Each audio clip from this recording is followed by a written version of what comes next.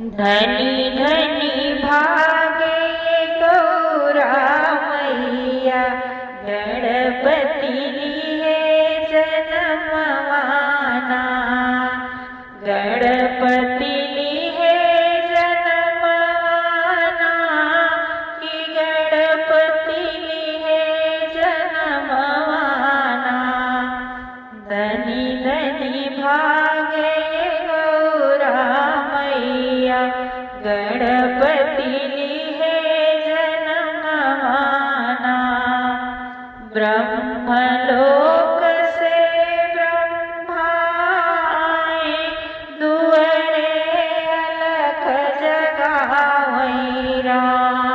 हे दुअरे अलख जगावै राम। एक झलक दिखलाव मैया, गणपति छुअब चरणवाना। एक झलक दिखलाव मैया, गणपति छुअब चरणवाना। धनी धनी भागे गौरा मैया, गणपति लिए जन्मवाना। देवलोक से विष्णु आए, दुअरे अलख जगावै राम। हे दुअरे अलख जगावै राम। एक झलक दिखलाव मैया, गणपति छुअब चरणवाना। एक झलक दिखलाव मैया, गणपति छुअब चरणवाना। धनी धनी भागे गौरा मैया, गणपति लिए जन्मवाना। देवलोक से देवी आई, दुअरे अलख जगावै राम। हे दुअरे अलख जगावै राम।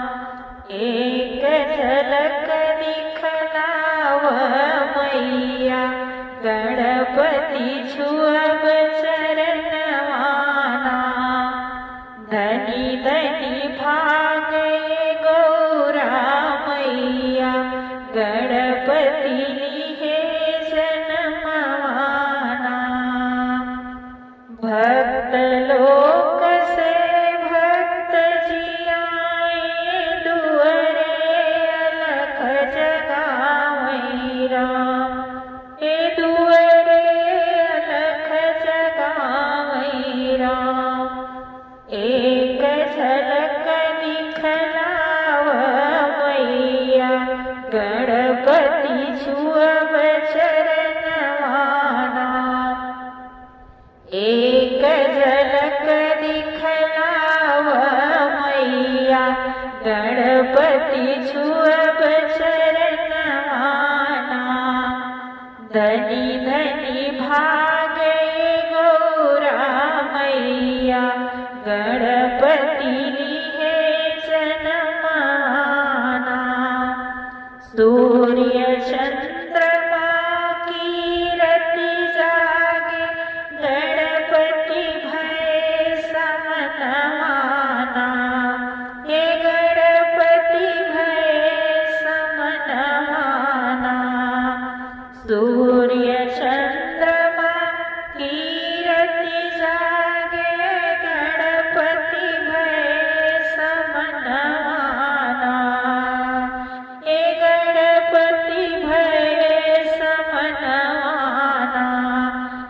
धनी धनी भाग कैलास की नगरी, गणपति लिए जन्मवाना। धनी धनी भाग कैलास की नगरी, गणपति लिए जन्मवाना।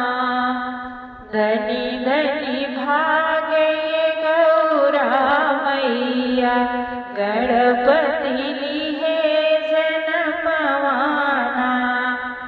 धनी धनी भागे गौरा मैया गणपती